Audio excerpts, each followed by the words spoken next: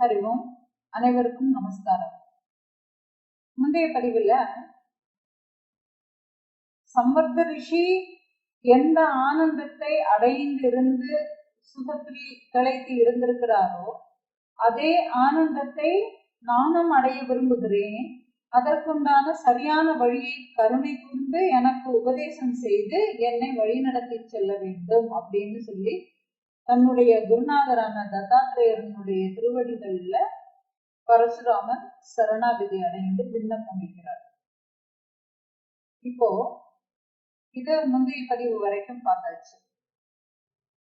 இப்போ பரசுராமன் தன்னுடைய சிஷ்யன் இவ்வளவு தூரத்துக்கு ஒரு பக்குவம் அடைந்து ஒரு உன்னதமான ஒரு ஞானத்துக்கு தயாராகி எனக்கு அதுக்கு வழி நடத்தணும்னு சொல்லிட்டு கேட்கறது ஒரு சந்தோஷம் குருநாதருடைய முகத்துல அவ்வளவு தூரத்துக்கு பிரதிபலிக்கிறது.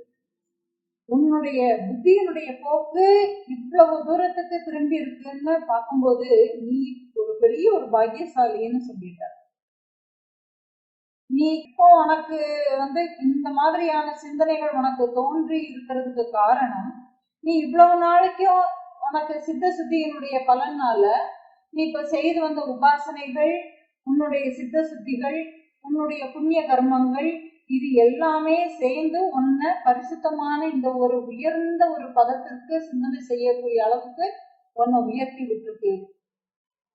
இது எனக்கு கேட்கறதுக்கு ரொம்ப சந்தோஷமா இருக்கு அப்படின்னு சொல்லி அவர் ஆனந்தப்படுறார். அப்புறமா அவருக்கு அந்த மனதினுடைய யதார்த்தத்தையும் விசாரத்தினுடைய தன்மையையும் அவனுக்கு உணர்த்தினாதானே தெரியும் இல்லையா? சாதாரணமா எல்லாருக்குமே என்ன தோணும், நான் இப்போ ஒரு சிந்தனை செய்யறேன்னா இப்ப எனக்கு மட்டும்தான் அப்படி தோணுதா அல்லது எல்லாருக்குமே அப்படி தோணி இருக்கா அப்படிங்கக்கூடிய ஒரு சந்தேகம் எல்லாருக்குமே இருக்கும். ஆனா நாம எதுவும் அதை வெளியில காட்டிக்கிறது இல்லை. ஏன்னா நாம இப்ப கேட்கக்கூடிய கேள்வி சரியாட்டு கேட்கிறோமா இல்லையாங்கிறத கேட்கறதுக்கே நிறைய பேர் தயங்கிட்டு இருக்கிறாங்க. ஏன்னா அடுத்தவங்க என்ன நினைப்பாங்களோங்கக்கூடிய ஒரு எண்ணம். நாம ஒரு மதிப்போட இருக்கிறோம், நமக்கு 4 பேர் நம்மள இவ்வளவு விஷயங்கள் தெரிஞ்சிருக்கு, அதனால இவரெல்லாம் ஒரு உயர்ந்த ஞானத்துல இருக்கிறாருன்னு சொல்லி எல்லாருமே நினைச்சிருப்பாங்க. நாம ஏதாவது ஒண்ணு கேட்க போய் இது எல்லாமே நம்மள மட்டம் தட்டிடுவாங்களோங்க கூடிய ஒரு கூச்சம் இருக்கும் இல்லையா? ஆனா இவர் என்ன சொல்றாருன்னா பரசுராமர் எந்த விதமான கூச்சமும் இல்லை. ஏன்னா இத யாரு அந்த உன்னதமான மகத்துவத்தை அறிஞ்சுக்க விரும்புவோமோ அவங்க மற்றவங்க என்ன நினைப்பாங்க மற்றவங்களை பத்தியே யோசிக்க மாட்டாங்க. ஏன் அப்படின்னா இது அவரவர் உணர்ந்து அவரவர் அனுபவத்துல தெரிஞ்சுக்க கூடியது இல்லையா? இப்ப இவருடைய அனுபவம் எப்படி இருக்கு, எப்படியாவது நான் அதை அடைஞ்சே தீரணும், எப்படியாவது நான் அதற்குண்டான வழியை நான் தெரிஞ்சுக்கணும். இதற்கு வேற வழியே இல்லை, குருநாதர் கிட்டக்க மட்டும்தான் வழியே தவிர வேற வழியே கிடையாது. அப்போ குருநாதர் கிட்டக்க கேட்கறதுக்கு நான் கூச்சப்பட்டுட்டேன்னா என்ன ஆகும் இல்லையா? அப்போ குருநாதர் இவ்வளவு தூரத்துக்கு தைரியமா இந்த ஒரு கேள்வியை நீ வச்சல. ஏன்னா பொதுவா இன்னொருத்தர் சந்தோஷமாட்டி இருக்கிறான்னு அவர் எப்படி அந்த சந்தோஷத்தை அனுபவிக்கிறார்னு சொல்லிட்டு நாம பொறாமைதான் பண்ணுவோம். ஆனா அவர் எந்த சந்தோஷத்தை அடையறாரோ அந்த சந்தோஷத்தை நிலையான சந்தோஷமாட்டு பார்த்தாலே தெரியுது இல்லையா? இப்போ ஒரு தபஸ்வி எப்போதுமே ஆனந்தத்திலேயே நான் இருக்கிறேன், நான் எதையுமே எதிர்பார்க்கவே இல்லைன்னு உண்டுமானா அப்ப அது கூர்ந்து கவனிக்கக்கூடியவங்களுக்கு தான் அது தெரியும். அவர்களுடைய உன்னதமான நிலை என்ன அப்படிங்கறத ஆராய்ந்து பார்க்கறவங்களுக்கு தானே தெரியும். அப்போ இந்த மாதிரியான சிந்தனைகள், விசார சிந்தனைகளுக்கு மேலும் தூண்டி விடக்கூடிய வகையில இந்த சிந்தனைகள் நமக்கு மட்டும் தோணி இருக்கே ஒரு அற்பமான சிந்தனைன்னு சொல்லிக்கிட்டு யாரும் நினைச்சிட கூடாதுங்கிறதுனால குருதேவர் என்ன பண்றாங்கன்னா அதை தூண்டி விடுறாரு. அந்த ஒரு விசாரத்தை என்ன பண்றாருனாக்க குருதேவர் மட்டும்தான் அதை தூண்டி விட முடியும். ஏன்னா பக்கத்துல உள்ளவங்க யாராவது நீ இன்னும் சிந்திச்சு பாரு, நீ ஆராய்ந்து பாரு, நீ அதனுடைய யுக்தியை புரிஞ்சு பாருன்னு சகஜமாட்டே நிறைய பேர் சொல்றதாட்டு இருந்தாலும் நாம பலவிதமான அபிமானங்கள் வச்சுக்கிட்டு இருக்கிறதுனால மற்றவங்க சொல்றத நாம என்ன பண்ணிடுறோம், உதாசீனப்படுத்திடுறோம் கருத்துக்களை. ஏன்னா அவங்க பழக்கமாகி வளர்ந்திருந்த சூழ்நிலை, அவங்க பார்த்து பழகி வந்திருந்த சூழ்நிலை, இப்போ அவங்க சொல்லக்கூடியதை ஏத்துக்க முடியாத ஒரு சூழ்நிலை. இப்ப இவங்க எப்படி சொல்லியிருப்பாங்க, அப்ப இவங்களுக்கு எல்லாம் தெரியுங்கிறத நாம எப்படி ஏத்துக்கிறது? ஏன்னா நாம பார்த்தது வரைக்கும் இவங்க அப்படி எல்லாம் இருந்திருக்கிறாங்களே, இங்க கூடிய ஒரு மனப்பான்மையோடவே நாம என்ன பண்ணிக்கிறோம், எல்லாத்தையுமே ஒப்பிட்டு பார்க்கக்கூடிய ஒரு மனோபாவத்திலேயே நம்ம வளர்ந்து வந்ததுனால டக்குன்னு ஒருத்தவங்க வந்து யுக்தியை நீ ஆராய்ந்து பாருன்னு சொன்னானாக்கா இவன் யாரு என்ன ஆராய்ந்து பாருன்னு சொல்றதுக்குங்கிற மாதிரியான விஷயங்கள் மனசுக்குள்ள எழுந்து. அப்போ இது உண்மைக்குமே குருநாதர் மூலமாட்டுத்தான் இது வந்து விசாரத்தினுடைய தன்மை அறியப்படும்ங்கிறது வந்து உண்மை. அப்போ அதனால இவரே சொல்லி கொடுத்துறாரு, ஒவ்வொருத்தருடைய ஹிருதயத்திலையும் ஆகாச தத்துவமாட்டு இருக்கக்கூடிய அந்த சக்தி தான் எல்லாமே அப்படிங்கிறத உணர்ந்துகிட்ட அந்த சக்தி கிட்டக்க யாரு சரணாகதி அடையறாங்களோ அந்த சரணாகதி அடையக்கூடிய பக்தர்கள் இடத்தினுடைய ஹிருதயத்துல இவ என்ன பண்ணிடுறது, அந்த சக்தியை என்ன பண்ணிடுறது, விசாரணை இங்க கூடிய ஒரு ரூபமாட்டு இருந்து கொண்டு மரண பயத்திலிருந்து அவங்களை தப்பிக்க வைக்கிறான்னு சொல்லி ஒரு பலத்தை கொடுத்துறாரு. அப்போ நீங்க நல்ல இதுல புரிஞ்சுக்க வேண்டியது என்னதுன்னா, இருக்கிற ஒரே மனம்தான், அந்த மனம்தான் இவ்வளவுக்கும் காரணம் அப்படிங்கிறது தெரிய வருது. எப்போ தனியா சுய விசாரணை பண்ணி பார்க்கும்போது இந்த ஒரு விஷயம் தெரிய வருது. அப்ப இவரு வந்து ஒரு அடிக்கோடிட்டு காட்டுறாரு, என்னன்னா அந்த சக்தின்னு சொல்லக்கூடிய அந்த ஒரு சக்திகிட்ட சரணாகதி அடையறாங்க. மனம்தான் காரணம்ங்கிறது தெரிஞ்சதுக்கு அப்புறமா, அதாவது மனம்தான் காரணம்ங்கிறது தெரிஞ்சதுக்கு அப்புறமா வேற என்ன இருக்கு, உண்மை இல்லை. ஆனா மனம்தான் காரணம்னா அந்த மனதினுடைய போக்குகளை அறிஞ்சவங்க கிட்டக்க நாம போகணும். அறியாதவங்க கிட்டக்க நாம போனா அது விபரீதமான செயல்கள்ல கொண்டு போய் விட்டுரும். அப்போ இவர் வந்து சொல்றாங்க, ஏன்னா அந்த மாதிரியான விசாரம் கூடிய ஒரு சக்தியாக இருக்கிறதே அந்த ஆகாச தத்துவத்தில் இருக்கக்கூடிய அதுவேதான். எப்ப மனம்தான் காரணம்ங்கிறதுனால அதனுடைய மனசு கிட்டக்க நாம வந்து என்ன பண்ணிடுறோம், மனசுக்கு ஒரு பெரிய ஒரு சக்தி இருக்கு, இது எப்படியெல்லாம் சிந்தனை பண்ணிட்டு இருக்குது அப்படிங்கக்கூடிய அளவுக்கு நம்ம போய் இதனுடைய போக்குகளை நாம வந்து புரிய ஆரம்பிக்கும் போது நாம அதுங்களுக்கு சரண்டர் ஆகுறதை விட வேற வழியே இல்லை. அப்போ இவர் வந்து அதைத்தான் சொல்லி கொடுக்கிறாரு. ஆனா இதுலவே ஆரம்பத்துலவே அடிப்படையிட்டு கொடுத்துடுறாரு அவரு.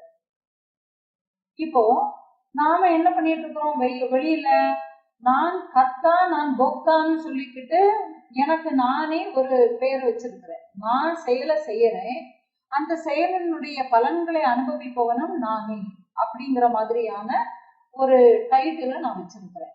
அப்போ இந்த கர்த்தாங்கக்கூடிய பெயரை வச்சுக்கிட்டு நான் தான் இந்த காரியத்தை செய்யணும், ஏன்னா இது என்னுடைய பொறுப்பு, இது என்னுடைய கடமை அப்படிங்கக்கூடிய ஒரு வகையில நிறைய ஐடென்டிட்டிஸ் எல்லாத்தையுமே சேர்த்துக்கிட்டு வேலை செய்யறதுலவே அதிகமாட்டு இஷ்டம் கொண்டு ஒவ்வொருத்தரும் ஏதாவது ஒரு செயலை செய்துக்கிட்டே இருக்கணும், சும்மா மட்டும் இருந்துடவே கூடாதுங்கக்கூடிய தீர்மானத்தோடவே இருக்கிறாங்க.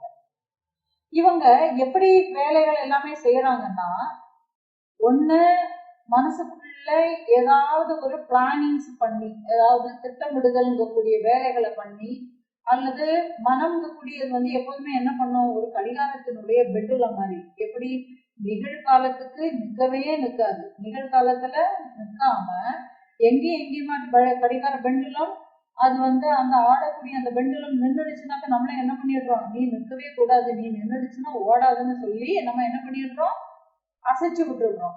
அது அங்கேயும் இங்கேயும் ஆடிக்கிட்டே இருக்குது. அப்ப இது எங்கேயும் ஆடிக்கிட்டே இருக்குதுன்னா கடந்த காலத்துக்கும் எதிர்காலத்துக்கும் இடையில அது வந்து ஊசலாடிக்கிட்டு இருக்குதே தவிர நிகழ்காலத்துல அது இல்லை.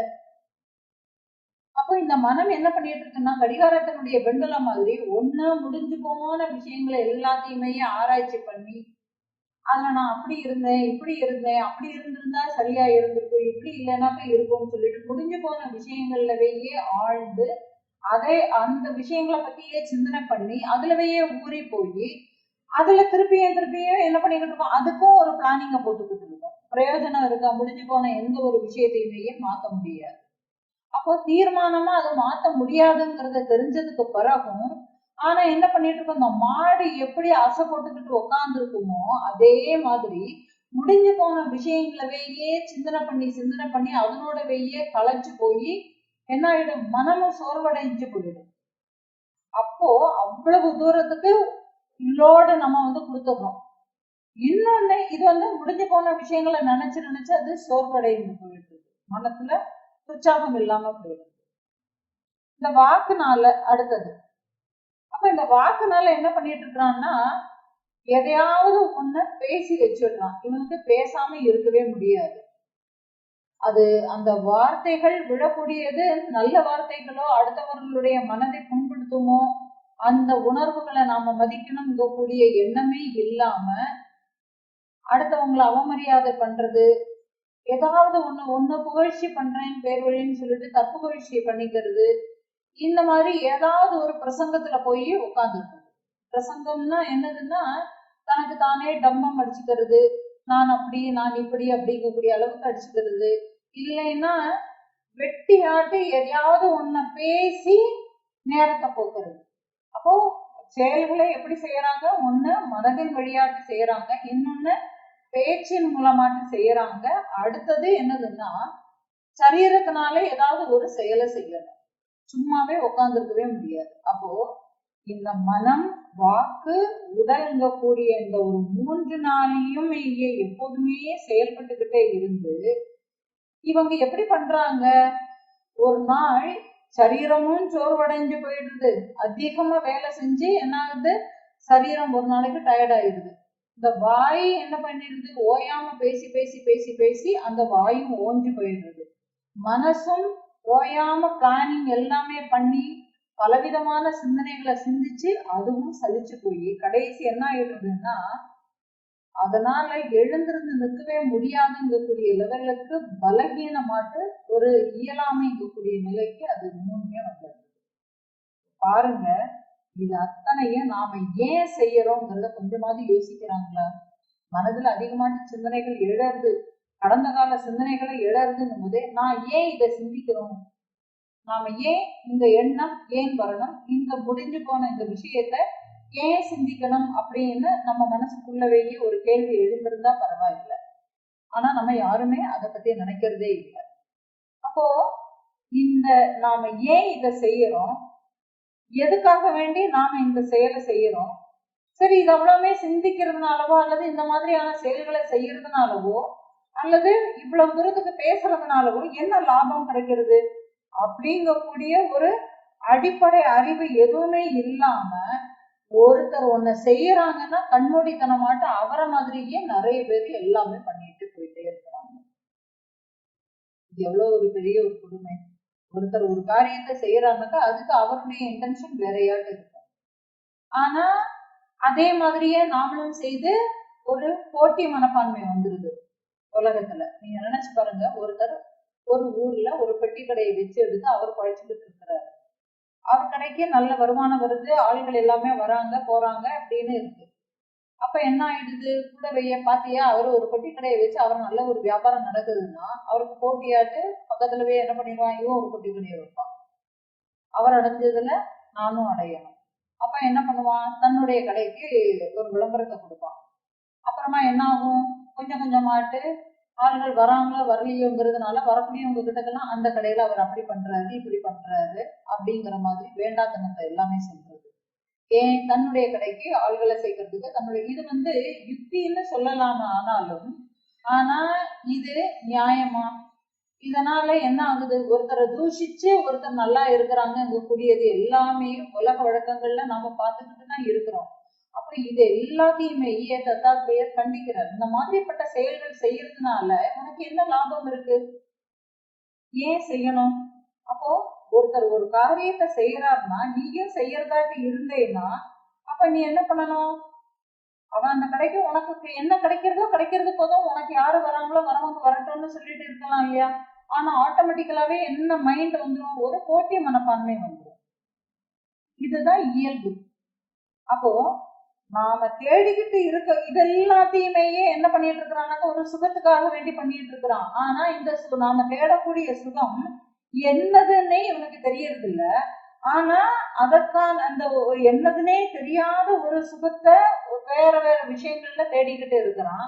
சரி, அப்ப நாம இதுவரைக்கும் அடைஞ்ச சுகம்லாம் நம்மளுக்கு வந்து ஒரு விருப்பு வெறுப்புகளுக்குள்ள நம்மளை கொண்டு போய் தள்ளி விடுது, ஒரு விரோதத்துக்குள்ள கொண்டு போய் விடுது, ஒரு ஆசைகளுக்குள்ள கொண்டு போய் விடுது, ஒரு பழிவாங்கக்கூடிய எண்ணத்துல கொண்டு போய் விடுது. அதனால உண்மையான சுகம்ங்கிறது எதுல இருக்கு, நாம அதை எப்படி தெரிஞ்சுக்கிறது, அதுக்குண்டான சாதனங்கள் என்ன, நாம் அதுக்கு எப்படி முயற்சிக்கலாம்ங்க கூடிய ஒரு சிந்தனையும் இல்லை. அது யாருக்கிட்டையாவது கேட்டு தெரிஞ்சுக்கணும்னா அதுக்கு ஈகோ இடம் கொடுக்கறதே இல்லை. ஆக இப்படியாக இவங்க என்ன பண்ணிட்டு இருக்கிறாங்கன்னா, அடிக்கடி ஒரு ஏதாவது ஒரு ஆசையை வச்சுக்கிட்டு அந்த ஆசை கிடைக்காம அங்கக்கூடிய ஏக்கத்திலையும் தாபத்திலையுமேயே நாள்களை கழிச்சிடுறாங்க. இது எப்படி இருக்குன்னா, ஒரு எலும்பு துண்டை கவ்விட்டு இருக்கக்கூடிய ஒரு நாய் அந்த எலும்பு துண்டை கடிச்சு பார்க்கும். கடிக்கும் போது அந்த எலும்பு துண்டுல ஒண்ணுமே வராது. ஆனா அந்த எலும்பு துண்டை கடிக்கிறதுனால அதனுடைய பல்லுல உள்ள ஈர்கள்லையும் அந்த வாய் ஓரத்திலையுமேயே அதனுடைய அழுத்தம் காரணமாட்டு என்ன ஆகுது, ரத்தம் வருது. ஆனா இந்த நாய்க்கு என்ன தெரியல, அது தன்னுடைய ரத்தம் தான் அப்படிங்கிறது தெரியாம, ஓ நம்ம எலும்பை கடிக்கிறோம், இந்த கடிக்கிறதுனால அந்த எலும்பில் உள்ள ரத்தத்தினுடைய சுவைக்கு மயங்கி போய் திரும்ப திரும்ப திரும்ப திரும்ப என்ன பண்ணிக்கிட்டு இருக்கோம், அதுதான் சுகம்னு நினைச்சு, எதுக்கு, அது ஒரு டேஸ்ட் கண்டுபிடிச்சிருச்சு. என்ன டேஸ்ட், அந்த ருசியை கண்டுபிடிச்சதுனால. ஆனா அது என்ன ருசியை கண்டுபிடிச்சிருக்கு, இது தன்னுடைய ருசிங்கிறது அதுக்கு தெரியல. ஆனா எலும்பினுடைய ருசிங்கிறத தெரிஞ்சுக்கிட்டு இது அப்படியே தானே பாவனை பண்ணிக்கிட்டு இருக்கு. அந்த எலும்பினுடைய ருசிங்கிறது தெரிஞ்சு அதே எலும்பையே திருப்பி கடிச்சு கடிச்சு சுவைக்க விரும்பும் போது அதை கீழே கூட போடாம அது எப்படியெல்லாம் கடிச்சு சுவைக்க முடியுமோ அதை அவ்வளவுமே பண்ணிக்கிட்டு இருக்கும். அப்போ இது வந்து ஒரு துக்கத்தையே சுகம்னு நினைச்சு வாழறக்கூடிய ஒரு வாழ்க்கை, ஒரு துக்கத்தையே சுகம்னு நினைச்சு திரும்ப திரும்ப திரும்ப திரும்ப செயல் புரியக்கூடிய ஒரு வாழ்க்கை. அப்போ இப்படிப்பட்ட வாழ்க்கையை தான் இந்த உலகத்துல உள்ளவங்க எல்லாருமே வாழ்ந்துகிட்டு இருக்கிறாங்க. ஆனா ராமா, நீ மகா பாக்கியசாலி, நீ ரொம்ப தன்ய நாட்டு இருக்கிற பெரிய பாக்கியசாலி. ஒரு மாடிக்கு நம்ம வந்து போகணும்னா, மாடிக்கு நம்ம போகணும்னா ஏணிப்படியில நம்ம முதல் படியில இருந்து நம்ம வந்து ஏறி போகணும் இல்லையா. அப்போ இவன் என்ன பண்றான், மோட்ச சாட்சாத்காரம்ங்கிற கூடிய ஒரு மாடியில இவன் வந்து போகணும்னா இவன் அதுக்குண்டான முதல் படியில விசாரம் கூடிய படியில நீ வந்து கால வச்சுட்ட. என்ன விசாரம், மனதை விசாரம் பண்ணக்கூடிய லெவலுக்கு நீ வந்து முதல் படிக்கு நீ வந்து தகுதியாகி அந்த படியில ஏறிட்ட. ஒரு மனசை விசாரிக்காம எதை செய்தாலும் அதனுடைய பலன் நிச்சயமான நன்மையவே தராது.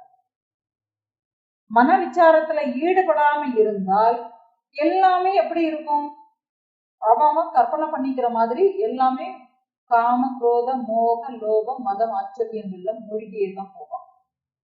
அப்போ மனதை விசாரிச்சு அறியாத மனிதர்கள் அசுர வாழ்க்கையை வாழ்கிறார்கள்னு சொல்லி தத்தாத்திரேயர் சொல்லி கொடுக்கிறார். அப்போ மனதை விசாரித்து அறிந்த மனிதர்கள் மகத்தான தேவ வாழ்க்கையை வாழ்கிறார்கள். ஏன்னா காமக்ரோத மோக மதம் ஆச்சரியம் எல்லாமே, அதாவது இங்க அந்த காலத்துல வந்து நம்ம புராணங்கள்ல தேவர்கள் அசுரர்கள் அவங்க 2 பேருக்கு இடையில யுத்தம் நடந்தது அப்படிங்கிறது எல்லாமே பாக்குறோம்னா, கலியுகத்துல என்ன பண்ணிட்டாங்க, எல்லாரையும் மனசுக்குள்ள கொண்டு வந்து உட்காந்து வச்சுட்டாப்புல. சிருஷ்டி அப்படிதான் கொண்டு போகுது. புராணங்கள்ல தேவர்கள் அசுரர்கள்னு தனித்தனி, ஆனா இங்க யாரும் தனியே கிடையாது, ஒருத்தரே தான். ஒருத்தருக்கு உண்டான நல்ல குணங்கள் தீய குணங்கள். இப்ப இங்க நல்ல குணங்கள் தீய குணங்கள்ங்கிறது என்னதுன்னா, பண்பட்ட மனம், பண்பட்டு பகுத்தறிந்து ஆராய்ந்து தெளிவுக்கு போகக்கூடிய மனம் தேவ நிலையை அடையிறது, தெய்வீக இயல்புகளோட கூடியதாட்டு இருக்கு. காமக்ரோத விருப்பு வெறுப்புகளுக்கு உட்பட்ட மனம், காமக்ரோதங்களோட கூடிய விருப்பு வெறுப்புகளுக்கு உட்பட்ட மனம், இருமைகளுக்கு உட்பட்ட மனம் என்ன ஆகுது, அசுர இயல்புகளை கொண்டதாட்டு போயிடுது. அப்போ ஒரே மனிதனுக்குள்ளவையே தான் இந்த ரெண்டும் இருக்கு. அப்ப இந்த சண்டை யாருக்கு எதுக்குள்ள நடக்கிறது, நம்ம மனசுக்குள்ளவையே தான் நடக்கிறது. இந்த விருப்புகளுக்கும் வெறுப்புகளுக்கும் இடையே தான் சண்டையே நடக்கிறது. அப்போ இப்படிப்பட்ட இந்த ஒரு மனதினுடைய விசாரத்தின் வாயிலாக ஒவ்வொருத்தரும் அடைந்த ஆயுதமான ஆத்ம அறிவு, இந்த அறிவுனால மட்டும்தான் எதை வெல்ல முடியும், இந்த அசுர இயல்புகள் இருக்குல்லையே அசுர குணங்களை நாம வந்து ஜெயிக்க முடியும். அதாவது காம குரோத லோப மதம் ஆச்சரியம் கூடிய அசுரர்களை அழிக்கணும்னா இந்த ஆத்ம அறிவினால மட்டும்தான் முடியும். அப்போ சுகம்ங்கிற கூடிய ஒரு மரம்னா எடுத்துக்கிட்டா அதனுடைய விதை விசாரம். அப்போ மனதை விசாரம் செய்யக்கூடிய அளவுக்கு தன்னை பக்குவப்படுத்தி கொண்டு அந்த விசாரத்தை மேற்கொள்ளும் மனிதன் மகத்தான மனிதனாட்டு போறான். அந்த விசாரத்தை கடைசி வரைக்கும் கைவிடாமல் அந்த விசாரத்தோடவேயே இருந்து வாழ்கின்ற மனிதன் மனிதர்களுள் மாணிக்கமாகிறான் அப்படின்னு சொல்லி தத்தாத்திரேயர் அவனுக்கு ஒரு உற்சாகத்தை கொடுக்கிறார். இதுதான் குருநாதர்கள் பண்ணக்கூடியது இதுதான். ஏன்னா கேட்கக்கூடியவனுக்கு மனசுல உற்சாகத்தை அவங்க உண்டு பண்றாங்க. அந்த உற்சாகத்தை உண்டு பண்ணும் போது இதை அந்த நிலையில இருக்கக்கூடியவனுக்கு மட்டும்தான் உற்சாகம் தரும். ஏன்னா இப்ப குருநாதர் என்ன செய்யறாரு, இவனுக்கு மட்டும்ங்கிறதுக்காக வேண்டி இந்த விஷயத்த சொல்லணும்னா காதோட காதா ரகசியமாட்டு சொல்லிடலாம். ஆனா இவங்க யாருமே அப்படி சொல்லல. உலக நன்மைக்காக வேண்டி இவங்க பேசின விஷயம் உலக விஷயங்களுக்காக வேண்டி வருது. அப்போ தான் சொல்லக்கூடிய விஷயங்கள் உலக நன்மைக்காக வேண்டி பயன்படும் போது அப்போ இவங்க என்ன பண்றாங்க, சிஷ்யனை தன்னை தேடி வரக்கூடிய சிஷ்யன் நல்ல ஒரு நிலையில பக்குவியாக வரும்போது அந்த பக்குவத்தை பாராட்டணும். அப்ப அந்த பக்குவத்தை பாராட்டி நீ நல்ல ஒரு நிலையில இருக்கிற, இந்த நிலையில இருந்து நீ கீழே இறங்கிடாதன்னு சொல்லி குருநாதர் தான் எச்சரிக்கை பண்ண முடியும் இல்லையா? அப்போ இந்த மன விசாரத்துல நீ தகுதியுடையவனாட்டி இருக்கிற, நீ மேல ஏறிட்ட, இப்படி எல்லாமே தட்டி கொடுக்கறது எதுக்குன்னா சட்டுன்னு நம்ம பீஸ் பிடிங்கிற பல்பு மாதிரி என்ன ஆயிடுவோம், டப்புன்னு ஆஃப் ஆயிட்டு சர்வ சாதாரணமா சகஜ நிலைக்கு கீழே இறங்கி மனிதர்களா நான் பாருங்க நான் துக்கமாட்டு இருக்கிறேன், எனக்கு சுகமாட்டு இருக்கு, எனக்கு வீட்டுல அந்த பிரச்சனை இந்த பிரச்சனைன்னு சொல்லிட்டு சாதாரண மனிதர்களை போல நாமளும் உழண்டுகிட்டே இருக்க ஆரம்பிச்சிருக்கோம். அதுக்கு குருநாதர் ஒருபோதும் அனுமதிக்கிறதே இல்லை. ஏன்னா கை தூக்கி விடுறவர் தான் குருநாதர். துக்கத்துல இருந்து சுகத்துக்கு கை தூக்கி விடக்கூடியவர் தான் குருநாதர். அப்ப குருநாதர் இங்க என்ன சொல்லிட்டு இருக்கிறாருன்னா, விசாரத்தை கைவிட்டவே கூடாதுங்கிறதுனால விசாரத்தினுடைய முக்கியத்துவத்தை இங்க பேசிக்கிட்டு இருக்கிறாரு. ஏன்னா விசாரம்ங்கிறதுனால மட்டும்தான்ப்பா ஜெயிக்க முடியும், வேற எதுனாலுமே ஜெயிக்க முடியாது. இந்த உலகத்துல நீ எதை பார்த்துக்கிட்டாலும் அது எல்லாமே இதுகளுக்குள்ள அடங்கிறது, காம குரோத லோப மதம் ஆச்சரியத்துக்குள்ள அடங்கி போயிடும். தெளிவாட்டு புரிஞ்சு போயிடுச்சு. நீ எதை எடுத்துக்கிட்டாலும் ஆசைங்கிறதுனுடைய பயத்துலதான் பாக்கி உள்ளது எல்லாமே. ஆசையினாலதான் பிரியமே வருது. ஆக இந்த பிரியத்தினாலதான் எல்லா காரியங்களையுமே செய்ய ஆரம்பிக்கிறான். அப்போ இந்த ஆசை யாருப்பட்டா, இந்த மனதனுடைய ஆசை தானே. இந்த மனமே இதையே ஆசைப்படணும், இது ஆசைப்பட்டதுனால எனக்கு என்ன லாபம் கிடைக்கிறது, சுகம் தான் கிடைக்கும்னாக்க நான் இதோட நான் நிறுத்திக்க போறேன்னா, அல்லது இதுக்கு முன்னாடி வரைக்கும் நான் பல சுகங்களை அனுபவிச்சுட்டேன், எனக்கு அதுல நிறைய அனுபவங்கள் இருக்கு. அப்ப அந்த அனுபவங்கள்னால இவ்வளவு நாள் கிடைச்ச சுகமே எனக்கு போதும்னு சொல்லிட்டு என்னாலேயே இருக்க முடியறது இல்லையா? அப்ப இது அவ்வளவுமே விசாரத்தினுடைய தெளிவுனால தானே தெரியும். விசாரம் பண்ணாம எப்படி தெரியும்? விசாரம் பண்ணலைன்னா நான் நினைக்கிறதுதான் ரைட்டு அப்படிங்கக்கூடிய லெவலுக்கு இவங்க போய்கிட்டே தான் இருப்பாங்க. அது அகங்காரத்துக்கு கொண்டு போய் அகங்காரம் என்ன பண்ணும், அழிவுக்கு தான் வழி போகும். இப்படியே பிறவிகளை முடிச்சுட்டே இருக்கிறதுக்காக வேண்டி பிறவி பிறக்கல அப்படிங்கக்கூடிய அளவுக்கு இவனுக்கு ஒரு உற்சாகத்தை கொடுக்குறாங்க. அப்ப இதுல என்ன சொல்றாருன்னா, உண்மைக்குமே சுகத்தை ஒருத்தன் விரும்புறான்னு உண்டுமானால் அதற்கான மிக உயர்ந்த ஒரு சாதனம்னு ஒண்ணு இருக்குன்னு உண்டுமானா அது விசாரத்தை தவிர வேற ஒண்ணுமே இல்லை. அந்த விசாரமும் எதை பத்தி ஏதாட்டு இருக்கணும், வெளியில உள்ள விஷயங்களை பத்தி இருந்து என்ன பிரயோஜனம் இருக்கு இல்லையா? ஏன்னா விசாரம் நிறைய இருக்கு. விசாரம்னாக்க என்னது, ஆராய்ந்து தெளிதல், ஆராய்ந்து தெளிதல், ஆராய்ந்து அறிந்து தெளிதல்னு கூட வச்சுக்கலாம். ஆராய்ந்து அறிந்து தெளிதல் விசாரம். உலக விஷயங்களை ஆராய்ந்து அறிந்து தெளிந்து என்ன பிரயோஜனம் இருக்கு? ஏற்கனவே நிறைய பேர் சொல்லி நிறைய விஷயங்கள்ல இவனே உள்ளுக்குள்ள விழுந்து எழுந்து எப்படியா நம்ம விடிவு காலம் பிறக்குமோன்னு சொல்லிட்டு ஏங்கிட்டு இருக்கக்கூடியவனுக்கு திருப்பியும் ஒரு படுகொலையில கொண்டு போய் தள்ளறதுக்கு தான் எல்லாருமே முயற்சிகள் உலக வாழ்க்கையில நடந்துகிட்டு இருக்குது. ஆனா இவர் என்ன சொல்றாருன்னா, நீ வெளியில உள்ள வெளி விஷயங்கள்ல நீ விசாரம் பண்ணினேன்னா அது அதுக்குண்டான பலனை கொடுக்கும். ஆனா அதுக்குண்டான பலன்கிறது என்னதுதான், அல்டிமேட் ரிசல்ட் துக்கம் தான். அது நிலையான சுகம் இல்ல. அப்ப நீ உண்மையான சுகத்தை நீ விரும்புறதாட்டி இருந்ததுன்னா அந்த உண்மையான சுகத்தை விரும்புவதற்கு உண்டான ஒரே சாதனம் விசாரம் தான். ஆனா அந்த விசாரம் எதை பத்தி? உன்னுடைய மனசை பத்தி. அப்ப உன்னுடைய மனம்ங்கிறது யாரு? உன்னுடைய ஹிருதய கமலங்கள்ல இருந்துகிட்டு ஆனந்த நடம் புரிகின்ற அந்த ஆதிசக்தி அப்படின்னு சொல்லி முடிச்சுட்டாரு. ஏன் ஆதிசக்தின்னு சொல்லி முடிக்கிறாருன்னா, நாம நிறைய காரியங்களை நம்ம செய்வோம். நிறைய காரியங்களை நாம செய்யறோம். நம்ம என்ன சொல்லிக்கிறோம்? கடைசி ஆண்டவன் சித்தம் எதுவோ அதுவே அப்படின்னு சொல்லிக்கிறோம். ஆனா நம்ம தான் அந்த காரியத்தை செய்யறோம். ஆண்டவன் சித்தம் என்னங்கிறது தெரியுமா? தெரியறது இல்லை. அப்ப இங்க இவரு எதை சொல்றாருன்னா, அந்த ஆதிசக்தி அப்படின்னு சொல்லும் போது என்ன ஆயிடுதுன்னா, இங்க உன்னுடைய மனம்ங்கிறது இல்லவே இல்லைன்னு சொல்லி முடிச்சுட்டாரு. ஆதி மனம்ங்கிறது என்ன ஆயிருது? இப்போ சக்திங்கக்கூடியதை நம்ம முன்னாடியே பார்த்தோம். என்னன்னு பார்த்தோம்? அதாவது திரிபுரை இஸ் ஈக்குவல் டு, அதை ஞாபகத்துல வச்சுக்கணும் எப்போதுமே. Tripurai is equal to Shakti is equal to மனம் is equal to thoughts is equal to இப்படிதான். ஆக இப்ப நீங்க பாத்தீங்கன்னா இவர் என்ன சொல்லிட்டாரு? ஆதிசக்தின்றாரு. ஆதின்னா ஆரம்பத்துல. இப்போ நான் மனம்தான் பிறவிக்கு காரணம் அப்படிங்கிறது சொல்றோம். இந்த மனதில் உள்ள எண்ணங்களே திருப்பியும் பிறக்க வைக்கிறது. அந்த ஆசைகள் தான் திருப்பி பிறக்குது. அப்ப இது யாருடைய ஆசை? எனது ஆசை. சரி, இப்ப எனது ஆசைங்கிறது எப்ப தெரியுது? இப்ப தெரியுது. அப்ப நான் முந்தின ஜென்மால ஏதேதோ ஆசைப்பட்டிருக்கிறேன், நான் பிறந்திருக்கிறேன். ரைட்டு. அப்ப அதுக்கு முன்னாடி யார் அந்த ஆசைகளை வச்சிருந்தா? அதுக்கு முன்னாடி எதுவாட்டு பிறந்ததோ அது. இப்படியே திருப்பி திருப்பி திருப்பி திருப்பி பின்னாடி பின்னாடி அப்படியே போய் பாருங்க. அப்ப அது யாருடைய எண்ணமாட்டு இருக்கும்? ஈஸ்வரனுடைய எண்ணம். ஈஸ்வரன் இந்த காரியத்தை செய்யணும்னு உத்தேசிச்சு வந்ததாக இருக்கும் இல்லையா? அப்போ இவர் என்ன சொல்றாருன்னா, மனதை விசாரிச்சா மட்டும்தான் உனக்கு அந்த எண்ணங்களுக்கு, அதாவது இப்படி போக முடியும். இல்லைன்னு உண்டுமானா வெளி விஷயங்கள்ல போயிட்டான்னு உண்டுமானா என்ன ஆகும்? வெளி விஷயங்கள்லவையே நாட்டம் உண்டாகி திருப்பியும் திருப்பியும் சம்சார சுக துக்கங்கள்லவையே மூழ்கி அது திருப்பியும் திருப்பியும் ஒரு பிறவிக்குதான் வழிகோலும்னு சொல்லி முடிச்சிட்டாரு. இப்போ இந்த ஆதிசக்தியினுடைய கிருபைன்னு சொல்லும் போது முடிஞ்சு போயிடுச்சு. அப்போ இந்த ஆதிசக்தி கிட்டக்க அந்த சக்தி இருக்கக்கூடிய இருப்பிடத்தை அறிஞ்சுக்கிட்டா அதன் மீது ஒரு அனன்ய பக்தியோட ஆராதனை செய்து அது ஒண்ணு மட்டும்தான்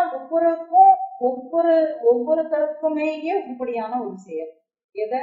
அந்த ஆதிசக்தியினுடைய இருப்பிடத்தை அறிஞ்சு அனன்ய பக்தியோட ஆராதனை பண்ணி அதை வழிபட்டு ஒடுக்கிறது. இத ஸ்வேதாஸ்வதர உபனிஷத்து ரொம்ப தெளிவாக சொல்லும். அதாவது இந்த திருப்புறையே சக்தின்னு சொல்றதுன்னு, திருப்புறை மாயை அப்படிங்கிறது சொல்றதுன்னு ஆரம்பத்திலேயே நான் சொல்லியிருக்கிறேன். இப்ப இதுல எப்படின்னா, ஆன்மாங்கிறது லிங்கம்னு எடுத்துக்கிட்டோன்னு உண்டுமானா ஆன்மாவிலிருந்து வெளிப்படக்கூடிய சக்தி திரிபுரை. ஆன்மாவிலிருந்து வெளிப்பட்ட சக்தி திரிபுரை. இப்போ இந்த சக்தி என்ன பண்ணிடுறான்னா, இந்த சக்தி இங்க கூடியத மனம்னு எடுத்துக்கிட்டோம்னா இதுல சுயமாட்டு அதுல இருந்து வெளியில வந்த இந்த ஒரு மனம் என்ன பண்ணுதுன்னா பலவிதமான சக்திகளோடவே இருக்கு. இந்த சக்தியாட்ட இருக்கிறதுனால இது ஒரு தனிப்பட்ட ஒரு சுதந்திரத்தோடவே இருக்கிறதுனால இது சுதந்திரமாட்ட கண்டது எல்லாத்தையுமே நினைச்சுக்கிட்டே இருக்குது. அப்போ நாம என்ன பண்றோம்? இந்த மனசுக்கு அம்மா தாயே நீ என்ன பண்ணிட்டு இருக்கிற? உன்னுடைய ஆட்டம் எல்லாமே வெளி உலக விஷயங்கள்ல ரொம்ப எக்கச்சக்கமாட்டு இருக்கு. நீ வெளி விவகாரங்கள்ல நீ எக்கச்சக்கமாட்ட ஆடிக்கிட்டே இருந்தேன்னு உண்டுமானா அதை தாங்கிறதுக்கு முடியவே முடியல. ஏன்னா இப்படியே நான் பல பிறவிகள் கழிஞ்சிட்டேன் இல்லையா? அதனால உன்னுடைய ஆட்டத்தை நிறுத்தி கொண்டு உன்னுடைய நாயகனான அந்த ஆத்மா, நீ ஆத்மாவில இருந்துதான்ப்பா வெளியில வந்த, ஆத்மாவினுடைய சக்தி தான். அதனால நீ அங்க பாரு, நீ உன்னுடைய நாயகனிடத்தில் நீ சேர்ந்து கொள் அப்படின்னு சொல்லி நாம அந்த மனதுக்கு நாம என்ன பண்ணிடுறோம்? பூஜைகள் ஆராதனைகள் எல்லாமே பண்ணி அதனுடைய ஓட்டத்தை நாம என்ன நினைக்கிறோம்? நிறுத்துறோம். இதுதான் இது இது வந்து ஸ்வேதாஸ்வதர உபனிஷத்துல சொல்லப்படுறது ஒரு கருத்து, இதனுடைய உட்கருத்து. ஆனா இந்த ஒரு நிலைக்குத்தான் என்ன பண்ணிட்டு இருக்கிறாங்க யோகிகள். இந்த யோகாசனங்கள், யோக மார்க்கங்கள், அப்புறமா வந்து உபாசனா மார்க்கங்கள், இது எல்லாமே எதுக்குன்னா இந்த வெளியில தெரிஞ்சுக்கிட்டு வேடிக்கை பார்த்துட்டு இருக்கக்கூடிய மனதை ஒரு குவிக்கிறதுக்கு, ஒரு முகத்துல குவிக்கிறதுக்கு. அப்போ ஆரம்ப நிலையில அதை குவிக்கிறதுக்கு என்ன தேவை இருக்கு? ஒரு உருவத்தை வச்சிருக்க வேண்டியிருக்கு, அதை நோக்கி நம்ம வழிபாடுகள் எல்லாமே பண்ண வேண்டியிருக்கு. ஆனா பிரச்சனை என்னன்னா நாம வந்து அந்த ஒரு விஷயங்களுக்குள்ளவே நாம சிக்கிக்கிட்டு இருக்கிறது தான் பிரச்சனை. ஏன்னா ஒரு முகத்துல நாம வந்து குவிச்சாச்சு, ஆமா மனம்தான் காரணம், இந்த உன்னுடைய மனதை போக்கஸ் பண்ண ஆரம்பிச்சாச்சு அப்படின்னா ஆட்டோமேட்டிக்கலாவே நம்ம என்ன பண்ணணும், அந்த விஷயங்கள்ல இருந்து நாம வெளியில வந்து இந்த மனதான் காரணம்ங்கிறத போக்கஸ் பண்ணிட்டோம்ல, இனிமேல் இந்த மனதை நாம வந்து எங்க திசை திருப்பணுமோ அந்த பக்கத்துக்கு நாம தானே திசை திருப்பணும். அதுக்கு நாம என்ன விசாரம் பண்ணினோம்? விசாரம் எதுவுமே பண்ணல. நாம என்ன பண்ணிட்டு இருக்கிறோம், திருப்பி அந்த மந்திரங்கள் மூலமாட்டு அது வந்து அதனோட போகுமான்னு பார்த்துட்டு இருக்கிறோம். மந்திரங்கள் மூலமாட்டு எப்படி போகும்? இப்போ உதாரணத்துக்கு இப்ப ஸ்வேதாஸ்வதர உபனிஷத்துல இப்படி சொல்லப்பட்டிருக்கு. அதாவது ஆன்மாங்கிறது சிவம்னு எடுத்துக்கிட்டோம்னா சிவத்திலிருந்து வெளிப்பட்ட சக்தி திரிபுரை இப்படின்னு உடனே எல்லாருமே என்ன ஆரம்பிப்பாங்கிறீங்க? உடனே அப்போ வந்து நாம வந்து சக்தி, அப்ப நாம வந்து சிவத்தை நாம அடையணுங்கிறதுனால சிவநாம பஜனைக்கு உட்கார்ந்துருவாங்க. அடுத்தது என் அப்பன் சிவன் சொல்லிட்டு ஆரம்பிச்சிருவாங்க. சிவனேதான் பெரியவன், சிவனேதான் உயர்ந்தவன் சொல்லிக்கிட்டு அதுக்கு பின்னாடி போகிற கூட்டமே இருக்கு. ஏன்னா அது இது வந்து ஒரு உதாரணத்துக்காக வேண்டிய ஆன்மாவே லிங்கம் என்று எடுத்துக்கொண்டால் ஆன்மாவிலிருந்து வெளிப்பட்டது சக்தியே திரிபுரை மாயை அப்படின்னு சொல்றது. இதனுடைய உட்பொருளை யாரும் புரிஞ்சுக்காம என்ன பண்ணிடுறோம்னா அதை வந்து ஆன்மாவே லிங்கம்னு சொல்லிட்டார் இல்லையா. அப்ப என்ன நினைக்கிறாங்க, நம்ம பார்த்த லிங்கம்ங்கிறது வந்து என்னது? சிவலிங்கம் தான். உடனே என்ன பண்ணிட்டு இருக்கிறாங்க, அப்ப சிவனே தான் முழு முதற் கடவுள், சிவனே தான் ஆதி அப்படின்னு. அப்ப எல்லாத்துக்கும் இதுவும் மனதினுடைய வேலைங்கிறத புரிஞ்சுக்கல. அதுதான் தத்தாத்திரேயர் சொல்றாரு. என்னன்னா உபாசனா மார்க்கத்துல இருந்து சித்த சுத்தி உண்டாகி ஒரு விசாரத்தினுடைய முதல் படிக்கு வந்துட்டோம்னு உண்டுமானால் அந்த படியில இருந்து அடுத்த படிக்கு நாம மேல கால வைக்கணுமா அல்லது கீழே கால வைக்கணுமா? யோசிச்சு பாருங்க. நாம தானே முடிவு பண்ணணும். அதாவது ஆப்ஷன் நமக்கு கொடுக்கப்பட்டிருக்கு. ஒரு மதில் மேல ஒரு பூனை நடந்து போய்கிட்டே இருக்குது. இந்த பூனை தான் நாம. இந்த பக்கத்துல என்ன இருக்கு? விசார மார்க்கத்தினால உயர்ந்த நிலைக்கு போகக்கூடிய பகுதி லெப்ட் சைடு. ரைட் சைடு ஆசைகளோட கூடிய உலகம் எல்லாமே இருக்கு. அப்ப இந்த பூனை மதில் மேல் இருக்கக்கூடிய பூனை மாதிரி இது என்ன பண்ணிக்கிட்டு இருக்கு? சிந்தனை பண்ணிக்கிட்டே நடந்துகிட்டு இருக்கிறோம். என்ன பண்ணணும்? இந்த பக்கத்துலயும் நம்மளுக்கு இருக்கு, இந்த பக்கத்துலயும் இருக்கு, நாம எந்த பக்கத்துக்கு போகணும்னே தெரியல. அப்போ மனதை நான் வந்து விசாரம் பண்ணிட்டேன், உலகத்துல அதுல வந்து நிலையான சுகம் இல்லைங்கிறது தெரியும். ஆனா மனசுதான் எல்லாத்துக்கும் காரணம்னு தெரியும். ஆனா மனசுதான் எல்லாத்துக்கும் காரணம்ங்கிறத நான் உணர்ந்துட்டேன், சரியான நிலையில நான் உணர்ந்துட்டேன்னு உண்டுமானால் உண்மையான உணர்தலையும் உண்மையான புரிதலையும் இருக்கக்கூடியவன் என்ன பண்ணுவான்? அந்த லெப்ட் சைட்ல இருக்கக்கூடிய உயர்ந்த தத்துவ நிலைகள்ல போய் குதிப்பான் இல்லையா? ஆப்ஷன் எங்க கையில தானே இருக்கு. வலது பக்கத்துல போய் ஆசைகள்ல போய் விழமாட்டான். ஆனா இதுல என்ன பண்ணிக்கிறோம்னா சரியான வழியில போகிறதுக்கு உண்டான வழி நமக்கு வந்து கண்ணு முன்னாடி தெரியல. நாம அதுல எப்படி போகணுங்கிறது தெரியல. அதை சொல்லி கொடுக்கறதுக்கு யாரும் இல்ல. முதல்ல கேட்கறதுக்கு நாம தயாராகவே இல்லை. என் கண்ணு முன்னாடி 2 பாதை இருக்கு. இந்த பாதை உயர்ந்த ஞானத்துகளுக்குள் ஞான பாதை, இந்த பாதை உலகியல் வாழ்க்கை பாதை. நான் எதுக்குள்ள போனா எனக்கு வந்து நிலையான சுகம் கிடைக்குங்கிறத நாம யார்ட்டையாவது கேட்கணும் இல்ல. நம்ம ஈகோ வச்சுக்கிட்டு இருக்கிறதுனால நம்ம யார்கிட்டையும் கேட்கறதே இல்லை. என்ன பண்ணிடுறான்? ஏன்னா இங்க தனக்குன்னு தரப்பட்டிருக்கக்கூடிய புத்தின்னு ஒண்ணு இருக்கு. அப்ப நமக்கு எது வேணுங்கக்கூடிய தீர்மானம் என் கையில தான் இருக்கு. அப்ப நான் என்ன பண்ணணும்? எனக்கு என்ன வேணுமோ வேணுங்கிற இடத்துலதான் நான் குதிக்கணும். அச்சிட்டு நான் வந்து இந்த பக்கமா நான் அங்க குதிக்கணும்னு நினைச்சேன், நான் இங்க குதிச்சுட்டேன்னு சொல்றது நடைமுறைக்கு ஒத்து வராது. இதை ஏத்துக்க மாட்டாங்க. உயர்ந்தவர்கள் இந்த பதிலை ஏத்துக்கவே மாட்டாங்க. அதே மாதிரி எஸ்கேபிசம் வச்சிருக்கோம். எப்படின்னா தப்பிக்கிறதுக்கு. அவர் சொன்னாரு, அதை நான் அப்படியே கேட்டேன். ஏன் அவர் சொன்னாருங்கிறதுனால நான் அப்படியே கேட்டேன்னாலும் காரணம் என்ன? இது நல்லபடியாட்ட முடிஞ்சதுன்னா அவருக்கு பெருமை, அவரை கும்பிட்டுவான். ஒரு வழி சொல்றாரு, நீ இந்த பிசினஸ் பண்ணுப்பா, உனக்கு நல்ல ஒரு பலன் கிடைக்கும், ஆனா நீ இதுக்கு இவ்வளவு இன்வெஸ்ட்மெண்ட் போடணும், கவலைப்படாத, நீ கடன் வாங்கி பண்ணு அப்படின்றாரு. இவனும் கடன் வாங்கி எடுத்து பண்றான்னு வச்சுக்கோமே, அது லாபத்துல முடிஞ்சதுன்னா அவர் சொன்னாரு, நான் கேட்டேன், ரொம்ப சூப்பர் அப்படின்றோம். அப்ப அவர் பெருமிதமா என்ன சொல்லுவாரு தெரியுமா? நான் சொல்ல மட்டும்தான்ப்பா செய்தேன், முயற்சி எல்லாமே உன்னுடையதுதான், அதனால நீதான்ப்பா எல்லாமே பண்ணின, அதனால இதனுடைய பெருமைகள் எல்லாமே உன்னதான் சார், உன்னுடைய முயற்சி தான் இதை ஜெயிச்சதுன்னு சொல்லுவாரு. ஆனாலும் தன்னடக்கமாட்டி இருக்கிற மாதிரி ஒரு பாவனை பண்ணிக்கிட்டு ஆமா ஆமான்னு சொல்லிக்கிட்டு இவனும் தலையாட்டிக்கிட்டு என்ன பண்ணிடுவான், பேசாம விட்டுருவான். இதே விஷயம் அவனுக்கு படு பயங்கர லாஸ்ன்னு வச்சுக்குவோமே. அதே அவர்கிட்ட போய் நீங்க சொன்னீங்க இல்லையா, சொன்னதுனால தானே நான் செஞ்சேன், இப்ப எனக்கு இப்படி நஷ்டம் ஆயிடுச்சு, நீங்க சொன்னதை கேட்டது தப்பாட்டு போயிடுச்சுன்னு ஆர்குமெண்ட் பண்றான். அதே மனிதன் அப்பவுமே என்ன சொல்றாரு, இத நான் தகவல் மட்டும்தான்ப்பா சொன்னேன், ஆனா இதனுடைய முயற்சி எல்லாமே உன்னுடையது தானேன்னு சொன்னா ஏத்துப்போமா? ஏத்துக்கவே மாட்டோம். அப்போ எனக்கு நான் எடுத்த முடிவு எனக்கு பலன் அளிக்க கூடியதாட்டு இருந்ததுன்னா அதை நாம அக்செப்ட் பண்ணிக்குவோம், இல்லைன்னு உண்டுமானால் அடுத்தவங்கள கையை காட்டுவோம். அப்போ இது பாருங்க, எல்லாமே நல்லதுனாலும் என்னுடைய சுயமுயற்சி, என்னுடைய ஆராய்ச்சி, என்னுடைய விவேகம் இதெல்லாம் பொறுத்துதான் இருக்கு. அப்போ இது எல்லாமே என்னுடைய சுயத்துல இருக்கக்கூடியதான் நான் பார்க்கணுமே தவிர, ஆனா நான் என்ன பண்ணிட்டு இருக்கிறேன், இங்க எல்லாத்துக்குமே நான் செய்யக்கூடிய செயல்கள் எல்லாத்துக்குமே வெளியில காரணத்தை தேடிக்கிட்டு இருக்கிறேன். ஏன்னா காரணம் அதுதான் இதுதான் சொல்லிக்கிட்டு இருக்கிறேன், எனக்குள்ளதான் அந்த காரணம் இருக்குங்கிறத நான் ஒத்துக்கவே மாட்டேங்கிறேன். புரியுதா?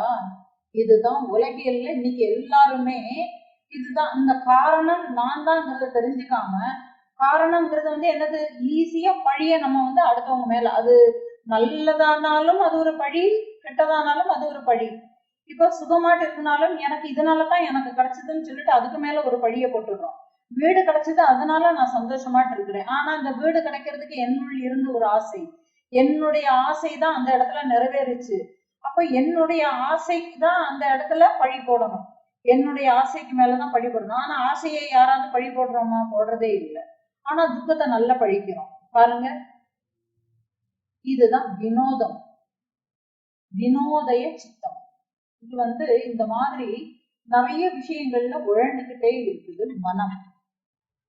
அதனாலதான் தத்தாத்திரேயர் என்ன சொல்றாருன்னா, அந்த சக்தியினுடைய இருப்பிடத்தை அறிஞ்சுக்கிட்டு அதன் மீது அனன்ய பக்தியோட ஆராதனை செய்து, எப்பா நீ ஆடி முடிச்சது எல்லாமே போதும்பா, நீ அடங்கிடு, நீ ஏற்கனவே நிறைய ஆட்டம் ஆடி நிறைய பிறவிகள் எடுத்து இந்த தேகம் எடுத்து நான் களைச்சு போயிட்டேன், உன்னை அடக்கணுங்கிறதுக்காக வேண்டி நான் முயற்சி பண்ணி நான் தோத்து போயிட்டேன், அதனால மனமே நீ உன்னுடைய சுயத்தை நாடுன்னு சொல்லி மனசுக்கு நிறைய விஷயங்களை கொடுத்து, இதுதான் மனசுக்குண்டான ஆராதனை. வேற என்னது?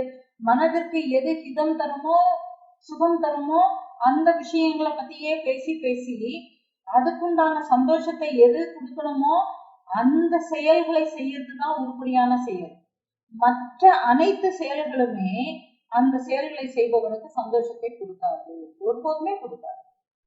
அப்போ இந்த ஒடுங்கிய மனதுல ஒடுங்கிய மனதை நாம திருப்பும் போதுதான் அதே சக்தியே என்ன பண்றான்னாக்க விசார ரூபத்துக்கு அவளே வரா. ஒரே அதே தேவியே என்ன பண்ணிடுறா, விசார ரூபத்துக்கு அவளே ஆத்மஸ்வரூபிணியாட்டம் இருந்து, ஹிருதய வாசினியாகவும் இருந்து, சித்ரூபியாட்டம் இருந்து, பரமேஸ்வரியாட்டம் இருந்து, திரிபுரையாட்டம் இருந்து, எப்பொழுதுமே சத்குரு மார்க்கமாக உள்ளத்துல ஆராதனை பண்ணக்கூடிய விஷயமாட்டி இருக்கிறா. அதனால நீ அந்த உயர்ந்த சக்தியே சத்குருவாட்டே வந்திருக்கு. அந்த உயர்ந்த சக்தி ஆராதனை பண்ணின சக்தி தான் சத்குரு மார்க்கமாட்டு உனக்கு போதனையும் பண்ணிட்டு இருக்கிறதும் எதுதான், அதுதான் அப்படின்னு சொல்லி தெளிவுபடுத்துறாங்க. அப்போ இருக்கிற ஒன்னே தான் நல்லா புரிஞ்சுக்கணும், இதுல இறைவன் எங்கேயாவது வெளியில எங்கேயோ இருக்கிறாருன்னு சொல்லிட்டு இவர் சொல்லல. ஆனா இன்னைக்கு அநேக இடத்துல நாம என்ன பண்ணிடுறோம், இறைவன் எங்கேயோ இருக்கிறான்னு சொல்லி இறைவனை நோக்கி தவம் பண்றோம். ஆனா இங்க எவ்வளவு அழகா கொண்டு போறாரு. இதுதான் விசாரத்தினுடைய சிறப்பு. மனச நாம விசாரம் பண்ணும்போது, அந்த ஆடிக்கிட்டு இருக்கக்கூடிய மனச நாம அடக்கும் போது, அடங்கி அது ஒடுங்கி அது ஒடுக்க நிலைக்கு வருதுங்கும் போதே விசாரம் பண்ணும் போதே ஒடுக்க ஆரம்பிச்சிடும். எப்படி முன்னாடியே சொன்ன மாதிரி ஒரு எக்ஸாம் சூப்பர்வைசர் மாதிரி நான் இந்த மனிதனுடைய செயல்களை பார்க்க ஆரம்பிக்கிறேன் போது, ஏன் இது ஏன் செய்யற, ஏன் எனக்கு ஏன் இந்த எண்ணெயை வரணும் அப்படிங்கக்கூடிய சிந்தனைகள் என்னுடைய மனசுல எழும்போதே இந்த செயல்களுக்கு உண்டான இயல்புகள் என்ன செய்யும், வேண்டாம்னு சொல்லிட்டு நிறுத்த ஆரம்பிக்கும். அப்போ இந்த கண்ட்ரோலுக்கு வந்ததுனால இந்த மனம் விசாரத்துக்கு தகுதி ஆயிடுச்சா. அப்போ தகுதியான இந்த மனமே என்ன ஆகுது, உயர்ந்த பக்குவ நிலைக்கு அதுவே பயணப்பட்டு போகிறதுனால அதுவே என்ன பண்ணுது, சரி அப்போ இவன் சரியான பக்குவ நிலைக்கு வந்ததுனால தன்னை அது காட்டி கொடுப்பதற்கு தானாகவே குருநாதராக இறங்கி வந்து, ஏன்னா வேற ஒரு உருவத்துல சொல்லி கொடுத்தா தானே இவனுக்கு கேட்கும். பிரபஞ்சம் அடிக்கடி நம்மளுக்கு வந்து ஓரொரு விஷயங்கள் மூலமாகவுமேயே இந்த இயற்கை நம்மளுக்கு நிறைய பாடங்களை கத்துக் கொடுத்துக்கிட்டே இருக்கு. ஆனா நாம என்ன பண்ணிக்கிறோம், அதை உதாசீனப்படுத்திடுறோம். நாம இதை உதாசீனப்படுத்துறதுனால அது என்ன பண்ணும், அது பாடம் கத்துக் கொடுக்கறது அது ஒருபோதும் நிறுத்துறதே இல்லை. அப்ப என்ன பண்ணும், எப்படி வந்தால் இவன் அதுக்கு வருவானோ அதுக்குண்டான வழியை கொண்டு வந்து கொடுத்து அதுவே குருநாதராட்டை இறங்கி வந்து இவனுக்கு எப்படிப்பட்ட குருநாதராட்ட வரணுங்கிறது எல்லாமே அவனுடைய மனதை தான் தீர்மானம் பண்ணுது. அப்போ மோசமான சிந்தனைகளை பண்ணும்போது அதுக்குண்டான குருநாதர் வந்து மாட்டிக்கிறாங்க. அப்போ உயர்ந்த ஆத்ம விஷயங்களை சிந்திக்கும் போது நல்ல சத்குருவே அமையறாரு. அப்ப இங்க எல்லாமே எதுகிட்டதான் இருக்கு, மனசு கிட்டதான் இருக்கு. அதுவும் என்னுடைய மனசு கிட்டதான் இருக்கு. என்னுடைய மனதினுடைய சிந்தனைகளும் எண்ணங்களையும் பொறுத்துதான் இருக்கு. இத அழகா தெளிவுபடுத்தி கொடுத்துடுறாரு. அந்த ஒரு தெளிவுனாலதான் இப்ப இவருக்கும் அதையே தான் புரிய வைக்கிறாரு. நீ இவ்வளவு நாள் வரைக்கும் ஒரு ஆராதனை பண்ணிக்கிட்டு இருந்தே இல்லையாப்பா திரிபுரை, அந்த திரிபுரை தான் என்ன பண்ணிட்டு இருக்கிறாங்க, ஒரு அதாவது உண்மையை உணர்ந்து அறிந்து அந்த ஆனந்த அனுபவத்துல திளைச்சிட்டு இருக்கக்கூடிய ஒரு சத்குரு மார்க்கமாட்டு உன்னுடைய உள்ளத்துல பிரகாசிச்சு அந்த பிரகாசத்தினுடைய காரணமாட்டு தான் நீ இன்னைக்கு என்ன தேடி வந்திருக்கிற. அது அவளுடைய கிருபைன்னு சொல்லியிருக்காரு. முடிஞ்சு போயிடுச்சா. ஆரம்பத்துல எப்படி சொன்னாரு, நீ பண்ணின உபாசனை தான்ப்பா உன்னை இப்படின்னு கொண்டு வந்து அவனுக்கு, அதாவது இதுதான் தூண்டி விடுறதுக்கு குருநாதர் வந்து இப்படிதான் வழி நடத்தி கொண்டு போவாங்க. எப்படின்னா அவன் தப்பே செஞ்சுதானே, ஆமாப்பா உன்னுடைய சூழ்நிலையில நீ பண்ணினது எல்லாமே சரிதான், ஆனால் அப்படின்னு சொல்லிக்கிட்டு அவனுக்கு அந்த ஒரு தெளிவை ஏற்படுத்தி கொடுக்கும் போது அவனை கொண்டே அவனை விசாரம் பண்ண வச்சு, ஆமா அவனே சுயத்தை உணர்ந்து ஆமா நான் பண்ணினது தவறு அப்படிங்கிறத ஒதுக்கக்கூடிய நிலைக்கு கொண்டு வந்து, அதாவது இதுதான் மகோன்னத நிலை. விசாரத்தினுடைய சிறப்பே இதுதான். அப்போ இந்த மாதிரி கொண்டு வந்துட்டு இப்ப இவர் என்ன சொல்றாருன்னா, இதனாலதான் நீ இதுக்கு தகுதி ஆகிருவ அப்படிங்கக்கூடிய ஒரு காரணத்தினாலதான் உனக்கு ஏற்கனவேயே அவளுடைய கிருபையினாலதான்ப்பா நான் உனக்கு அந்த மகாத்மியம் எல்லாமே நான் வந்து சொன்னேன். உபாசனைகளுக்கு உண்டான மார்க்கங்கள் எல்லாமே நான் சொல்லி அந்த ஒரு அவளுடைய கருணையினாலதான் நீ வந்து உபாசனையே பண்ணிட்டேன்ட்டாரு. இப்ப பாருங்க எவ்வளவு ஒரு பெரிய ஒரு பெருமை. இப்போ முதல்ல நான் கர்வமாட்டு இருந்தேன், நீ கர்வத்தோட இவர் எதையுமே பழிக்கல. பாத்தீங்களா, யோசிச்சு பாருங்க.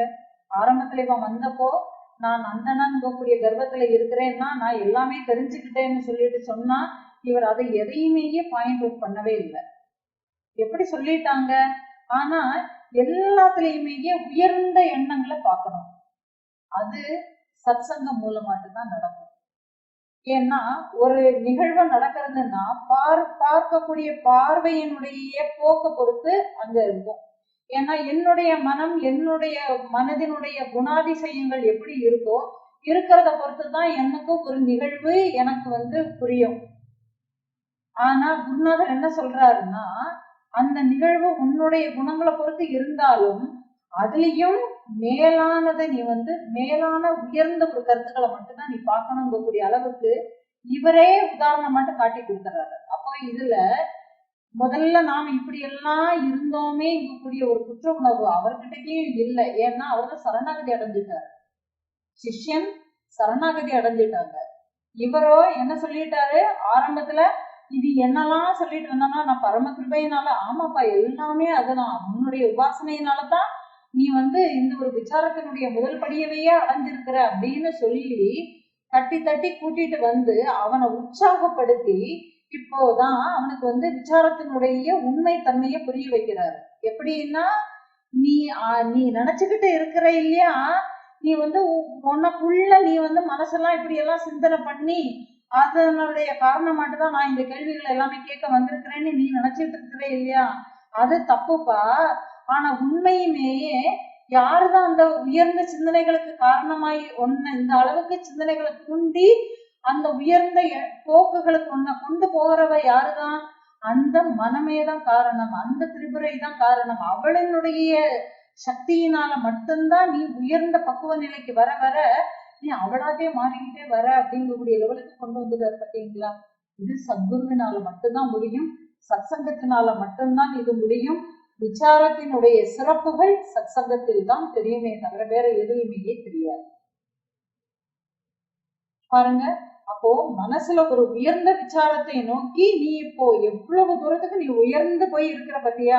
இப்போ பரத்தை அறியக்கூடிய விசாரம் உதயமானால் மட்டும்தான் உன்னுடைய வாழ்க்கையில உண்மையான பிறப்பினுடைய மகத்துவம் உனக்கு தெரிய வரும். நீ அதுக்கு பாத்திரமாயிட்ட. அப்போ விசாரம் இல்லாத மனிதர்கள் எப்படி? ஒரு கணக்கு தவளை மாதிரி. என்னது? அதை தவிர வெளி உலகமே அவங்களுக்கு தெரியாது.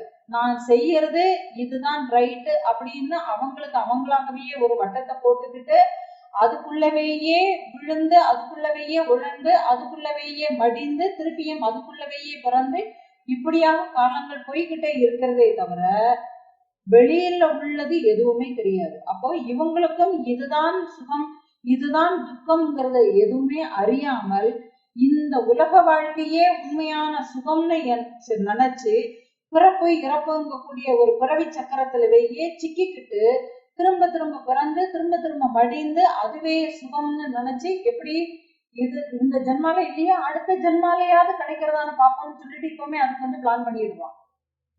நிறைய பேருக்கு தெரியறதே இல்லை நம்மளுடைய விட்டு போன எண்ணங்கள் தான் திருப்பியும் பிறக்கிறதுன்னு. நாம தான் திருப்பி பிறக்கிறோம். நாம தான் பிறக்கிறோம்னா என்ன? இந்த ஒரு ஐடென்டிட்டி திருப்பி பிறக்கிறது இல்லை.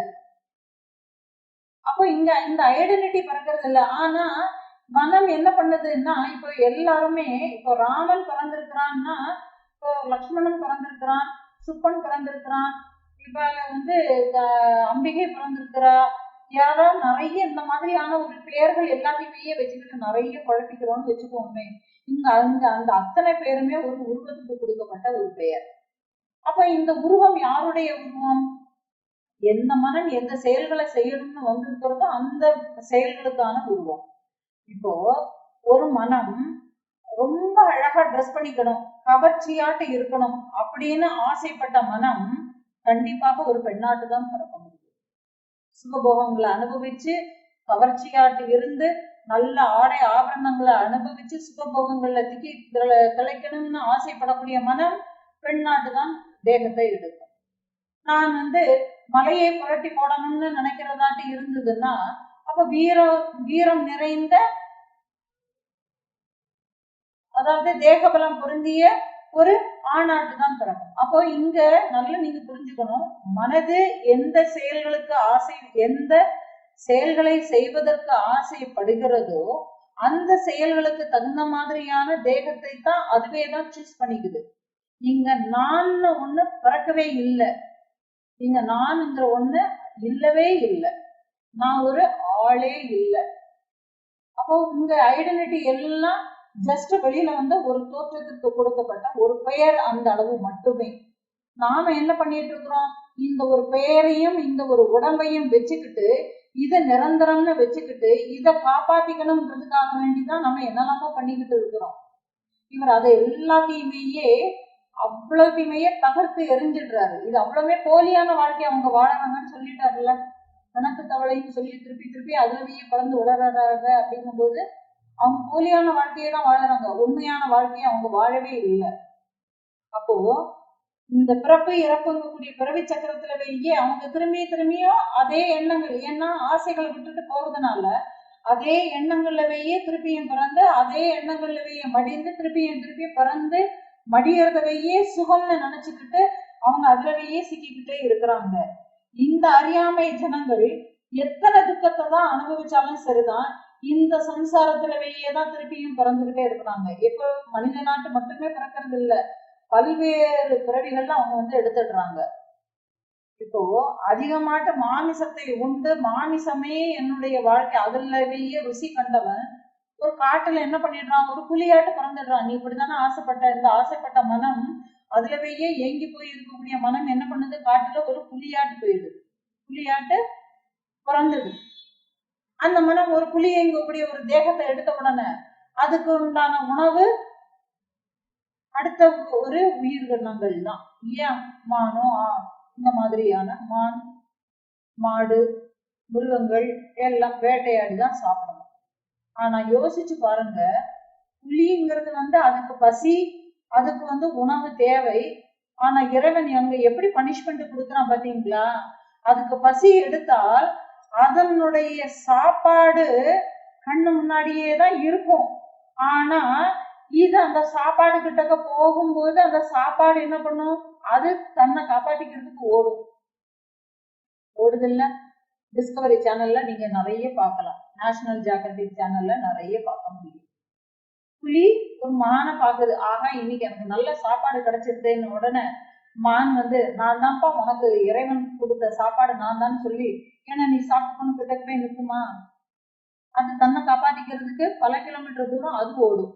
இது சாப்பாட்டுக்காக ஓடும், அது தன்னை காப்பாத்திக்கிறதுக்காக ஓடும். நினைச்சு பாருங்க இறைவன் எப்படி கொடுக்குற தண்டனை. ஆனா அந்த புலியினுடைய உடம்புக்குள்ள இருக்கக்கூடியது வருத்தப்படும், ஒரு சாப்பாடுக்காக வேண்டி நாம இவ்வளவு தூரம் ஓடுறோம், நம்ம என்ன ஜென்மால நாம எதுக்கு இவ்வளவு தூரத்துக்கு ஆசைப்பட்டோம்னே தெரியவே இல்லை, நாம இப்படி பிறந்தோமேன்னு புலம்புறதுக்கு தெரியும். ஆனா அதை வெளிப்படுத்தி காட்டிக்க முடியாத ஒரு சூழ்நிலை. இதுதான் அவங்க, அதாவது மனித பிறவியை தவிர மற்ற பிறவிகள் எல்லாமே என்ன பிறவிகள், தாழ்நிலை பிறவிகள்னாலும் அது என்ன ஒரு பாவ பிறவிகள், அவ்வளவேதான். ஏன்னா நம்ம செய்த பாவ புண்ணியங்களுக்கு உண்டான தண்டனையாட்டு அந்த தண்டனைக்குரிய பிறவிகள். அதுகளுக்கு வேற அதுல அது மான் அடிச்சு கொள்றதுனால, அது மான் அடிச்சு கொண்டுடுதேங்கிறதுனால அதுக்கு ஒரு என்ன பாவ கணக்கு வராது. ஏன்னா அதுகளுக்கு அந்த அளவுக்கு தான் அது கொடுக்கப்பட்டிருந்த அறிவுக்கு அதுக்கு அவ்வளவுதான் பண்ணும். ஆனா மனிதனுக்கு அப்படி இல்லை. அப்ப மனிதனுக்கு கொடுக்கப்பட்ட அறிவினால பிற உயிர்களுக்கு தீங்கு செய்யக்கூடாது, என்ன எவ்வளவு விஷயங்கள் இருக்கு. தன்னை மாதிரி தான் அதுவும் ஒரு உயிரினம் சிந்திக்கக்கூடிய அறிவு இருக்கு, தப்பு பண்ணக்கூடாதுங்கிறது இருக்கு இல்லையா, முறையான வாழ்க்கையை வாழணுங்கக்கூடிய தெளிவு கொடுக்கப்பட்டிருக்கு. ஆக இப்படி எல்லாமே கொடுக்கப்பட்ட அறிவை ஒரு சரியான விசாரம் செய்யாம இருக்கிறதுனால இவன் என்ன பண்ணிடுறான், ஒரு தாழ்நிலை பிறவிக்கு தனக்கு தானாகவே கணக்கு எழுதிக்கிறான். அப்போ அடுத்த ஜென்மான்னு உண்டுன்னு யார் கையில இருக்கு, ஒவ்வொருத்தருடைய கையிலையும் தான் இருக்கு. நான் பிறக்கவே மாட்டேன்னு பேருக்கு வேணா சொல்லிக்கலாம், ஆசைகளோட இருந்தால் திருப்பி பிறக்கத்தான் போறது. அப்போ மனித பிறவியில மட்டும்தான் இந்த உயர்ந்த ஒரு சிந்தனைக்கு போய் பிறவிகளை முடிச்சுக்கணும். நாம ஏற்கனவே நிறைய பிறவிகளை நிறைய அனுபவிச்சாச்சு, சுகபோகங்கள நிறைய பிறவிகளை அனுபவிச்சாச்சு, கண்டதெல்லாத்தையும் திங்கக்கூடிய காகமாட்டும் நாயாட்டும் பிறந்து நிறைய சாப்பிட்டாச்சு, போதுமே. சாப்பாடு மீது இருந்த ஆசை, அப்போ உடம்ப காப்பாத்திக்கிறதுக்கு என்ன சாப்பாடு வேணுமோ அது மட்டும் போதும் இல்ல, அப்ப சேர்த்து வைக்கணும்ங்கக்கூடிய ஒரு ஆசை வராதுல்ல, உண்மைதானே. அப்ப பாருங்க, அப்போ உலகியல் வாழ்க்கையில எவ்வளவு தூரத்துக்கு இந்த மனம் கெட்டு போய் கிடக்கிறதுனால இந்த உயர்ந்த பக்குவ நிலைக்கு வர முடியாமலவேயே சுகங்கள்னு நினைச்சு துக்கத்தவையே விரும்பி துக்கத்தவையே சுகம்னு நம்பி அதுவே வேணும்னு சொல்லி திரும்ப திரும்ப அதுலவே பிறக்கிறதுக்கு ஆசைப்படக்கூடிய மனிதர்கள். இது வேடிக்கை. அவங்க அப்படியே இருந்துட்டு போட்டோம். ஆனால் பரசுராமா, நீ உயர்ந்த சிந்தனைகளுக்குள்ள நீ வந்துட்டதுனால உனக்கு இனிமேல் மரண பயம்ங்கிறதே இல்ல, உனக்கு சம்சார துக்கம்ங்கிறதே இல்ல அப்படின்னு சொல்லி நீ துக்கங்க கூடிய சமுத்திரத்தையே நீ தாண்டி கரையேறிட்டப்பா. நீ விசாரத்தினுடைய ஒரு தன்மையோட முழு முழு குவாலிஃபைட் ஆயிட்ட. விசாரத்துக்கு உண்டான முழு குவாலிஃபைட் ஆனதுனால நீ உண்மையை அறிய விரும்பி என்னை நாடி வந்துட்ட. அதனால உனக்கு இனிமேல் பயமே இல்லைன்னு சொல்லி இவர் என்ன பண்றாருன்னா, இவ்வளவு வார்த்தைகள் சொல்லி நல்லா உற்சாகப்படுத்தின உடனே இவருக்கு பரசுராமருக்கு பயங்கர ஹாப்பி ஆயிடுச்சு. இவர் ஏதோ நம்மள மட்டம் தட்டி நாம இப்படி கேட்டது சரியோ தப்போன்னு கூட தெரியாது, ஆனா கேள்விகளை நாம கேட்டுட்டோம், ஆனா அதற்குண்டான தெளிவுகளை கொடுக்கறதுக்கு இவர் இந்த வார்த்தைகளை சொன்ன உடனேயே பரசுராமருக்கு என்ன ஆகி போயிடுச்சுன்னா, குருவுக்கு மேல இன்னமும் அதிகமாட்ட மரியாதை பிறந்துடுச்சு. இன்னமும் மரியாதை வந்த உடனே இப்ப இவர் என்ன கேக்குறாருன்னா, உலகத்துல நீங்க சொன்னது அத்தனையுமே சத்தியம். ஏன்னா இத இவரே தனிப்பட்ட முறையில விசாரிச்சு தெரிஞ்சுதானே வந்திருக்கிறாரு இல்லையா. உலகத்தினுடைய போக்குகளை இவர் தனிப்பட்ட முறையில தான் விசாரம் பண்ணி இருக்கிறாரு. அதோட கூட தன்னையும் ஒப்பிட்டு சுய விசாரமும் பண்ணி ஆமா இது சரிதான் கூடிய தீர்மானத்துக்கே வந்துட்டாங்க. யாரு? பரசுராமன். அப்போ சுய விசாரம் மட்டும்தான். விசாரம்ங்கிறது பொதுப்படையானதை கொடுத்தாலும் சுய விசாரம் மட்டும்தான் தன்னை என்ன தெளிவுபடுத்த வைக்கிறதுக்கு சுய விசாரம் தேவை. அப்ப சுய விசாரத்தின் மூலமாட்டு இவன் தன்னுடைய உண்மைகளை எல்லாமே தெரிஞ்சுக்கிட்டதுனால இப்ப அவர் சொன்னது அத்தனையுமே உண்மைதான், மறுக்கவே முடியாது. ஏன்னா என்னுடைய வாழ்க்கையிலவே நான் இப்படி எல்லாம் தானே நான் இருந்திருந்திருக்கிறேன். இப்ப பரசுராமனுக்கு தெரியுது. அப்போ இவர் சொன்ன வார்த்தைகள் அத்தனையுமே சத்தியம்தான், விசாரத்தின் மூலமாட்டுதான் மேன்மையை உண்டாகிறது அப்படிங்கிறத நான் புரிஞ்சுக்கிட்டேன். இப்போ அந்த மகாத்மியத்தை நீங்க நான் உனக்கு அதுக்காகத்தான் நான் சொன்னேன்னு சொல்லிட்டு நீங்க ஆரம்பத்திலேயே சொல்லிட்டீங்க. ஆனா நான் உங்களை பல தடவை நான் உங்களை சந்திச்சிருக்கிறேன், பல முறை நான் உங்களோட பேசி இருக்கிறேன். அப்போ எல்லாம் மகாத்மியத்தினுடைய பெருமைகளை பத்தி எல்லாம் நீங்க எதுவுமே சொல்லிக்கவே இல்லை. அப்போ இப்ப நீங்க இதனுடைய பெருமையினாலதான், அந்த மகாத்மியத்தினுடைய பெருமையை தான் உன்னை விசாரத்துக்கு கொண்டு வந்துடுச்சு அப்படின்னா, அப்போ அந்த மகாத்மியத்தை எப்படி நான் இப்போ ஒரு விஷயம் இருக்கு, நீ முறையாட்டு கேட்டிருந்தா உனக்கு அது முறையாட்டு புரிஞ்சிருக்கும்னு உண்டுமானா, அப்ப நான் கேட்கறதுல ஏதோ தப்பு பண்ணி இருக்கிறேங்கிறத ஒத்துக்கணும் இல்லையா. நான் சொல்ல வந்த கருத்துக்களினுடைய ஆழத்தை நீ சரியாட்டு புரிஞ்சிக்காததுனால இவர் இன்டைரக்டா சொல்லிட்டாங்க, மகாத்மியத்தினுடைய மகிமைதான் ஒன்னு அந்த விசாரத்துக்கு உண்டான தூண்டுகோலாட்டு இருந்ததுன்னு சொல்லிட்டாரு. இப்போ இவனுக்கு இந்த பரசுராமருக்கு இன்னொரு சந்தேகம் வந்துடுச்சு. எப்படின்னா, அந்த மகாத்மியத்தினுடைய பெருமைதான் இந்த விசாரத்துக்கு தூண்டிச்சுன்னு உண்டுமானால், அப்ப இவன் ஆரம்பத்திலவே இந்த மகாத்மியத்தினுடைய பெருமை ஏன் இவருக்கு தெரியல? அந்த மகாத்மியத்தின் மூலமாட்டு இவன் என்ன கேட்டான், எனக்கு உபாசனை தானே வேணும்னு கேட்டுட்டு போனான் இல்லையா. நான் சித்த சுத்தி உண்டாகிட்டேன், எனக்கு மந்திரங்களை கத்துக் கொடுங்க, நான் போய் பூஜை பண்ணணும் அப்படித்தானே ஆசைப்பட்டான். ஒரு உருவ ஆராதனைக்கு தானே எனக்கு மந்திரங்களை கத்துக் கொடுங்க, அதை கிரமமா கத்துக் கொடுங்க, அதுல ஒண்ணு கூட விட்டுறக்கூடாது, நான் முழுமையாட்ட நான் அதை தெரிஞ்சுக்கணும்னு நான் ஆசைப்படுறேன் அப்படின்னு சொல்லிட்டு தானே 12 வருஷம் வேஸ்டாட் போயிடுச்சேன்னு இப்ப அவன் ஃபீல் பண்றான் பரசுராமன். 12 வருஷமும் என்னுடைய காலத்தை நான் வீணாக்கிட்டானேன்னு சொல்லிட்டு தானே ஓடி வர்றாரு இல்லையா. அப்போ இப்ப அந்த தன்மையை உணர்ந்ததுனால இப்ப அவர் நான் அந்த விஷயங்களை கேட்டதுல இவர் தானே ஏதோ முந்திரி கொட்ட மாதிரி முந்திட்டாரு இல்லையா, தானாகவே கேட்டுட்டாரு. இப்ப தன்னுடைய தவற உணர்ந்ததுனால இப்ப எப்படின்னா, அந்த ஒருத்தன் எப்படி கேட்கணும், அதுக்குண்டான சாதனம் என்ன அப்படின்னா, ஏன் இந்த எளிதாட்டு இருக்கக்கூடிய இந்த ஒரு மகாத்மிய இப்ப பாருங்களேன், இந்த மனச விசாரம் பண்ணினா உனக்கு தெளிவு கிடைக்கும்னு சொல்லிட்டா இது ரொம்ப ஈஸியான வேலை இல்லையா. நான் ஒரு வேலை செய்யணும்னு ஆரம்பிக்கிறதே ஆமா இல்லையா, நான் இந்த வேலைக்கு போகணும், உடனே என்னுடைய மனம் அந்த வேலைக்கு போகணும்னு ஏன் ஆசைப்படுறேன், இந்த வேலையில போகிறதுனால உனக்கு என்ன லாபம், சரி இது உத்தேசிச்சுதான் நீ போற அப்படிங்கிறப்போ இதுல பாசிட்டிவும் வரலாம் நெகட்டிவும் வரலாம். நெகட்டிவையும் நீ உத்தேசிச்சுக்கோ, பாசிட்டிவையும் நீ உத்தேசிச்சுக்கோ. ரெண்டுக்குமே ப்ரிப்பேர்டாவே இருந்துரு அப்படின்னுட்டா அதுல பாசிட்டிவ் ஆர் நெகட்டிவ் எந்த ரிசல்ட் வந்தாலும் இந்த மனம் பாதிப்படையாது. கரெக்டு தானே? இது எவ்வளவு சிம்பிள், எவ்வளவு சிம்பிள் நினைச்சு பாருங்க, ரொம்ப சிம்பிள். ஆனா ஏன் இந்த விசாரத்துக்குள்ள யாருமே வரமாட்டேங்கிறாங்க? இப்ப இவருக்கு அந்த ஒரு கேள்வி வருது, ஏன் அந்த மகாத்மியத்தை எல்லாருனால கேட்க முடியறது இல்ல? பல சந்தர்ப்பங்கள்ல நான் மீட் பண்ணியிருக்கிறேன். ஆனாலும் உங்களுடைய வாயினால எனக்கு அந்த பெருமைகளை எனக்கு அப்பமையே கேட்க முடியறது இல்லை இல்லையா? அப்போ நான் எந்த முறையில நான் கேட்டிருந்தா எனக்கு இது சரியாட்டு கிடைச்சிருக்குங்க கூடிய ஒரு தெளிவை நீங்க தான் கொடுக்கணும்னு திருப்பியும் என்ன பண்ணிடுறான், ஒரு விண்ணப்பத்தை வச்சுக்கிறான். இப்போ அவரை அடுத்த ரொம்ப பெருமையாயிடுச்சு இவருக்கு. இது அவ்வளவுமே கேட்ட உடனே ரொம்ப பெருமையாயிடுச்சு. என்னன்னா இவ்வளவு தூரத்துக்கு பக்குவமாட்டு இருந்ததுன்னா இவருடைய பேச்சு அவனுக்குள்ள ஒரு தூண்டுதலை கொடுத்துருச்சு.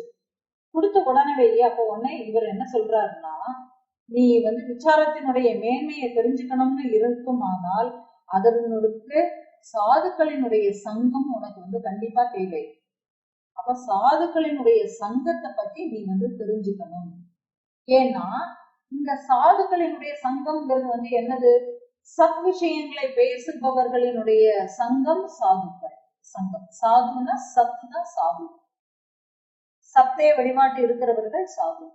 அப்போ பூரண நிலையை உணர்ந்து அந்த அந்த பூரண உயர்ந்த ஞான விஷயங்களை பேசக்கூடிய சங்கமத்துக்குள்ள நீ உன்னுடைய ஒரு இணைப்பை நீ ஏற்படுத்திக்கிட்டேன்னா அது உன்னை மேலான நிலைக்கு கொண்டு போகும்னு சொல்லி இப்போ அவர் என்ன பண்றாருன்னா ஒரு சாதுக்களினுடைய சங்கமத்தினுடைய ஒரு மேன்மையை உணர்த்தும் விதமாட்டு ஒரு கதையை சொல்ல ஆரம்பிக்கிறார்.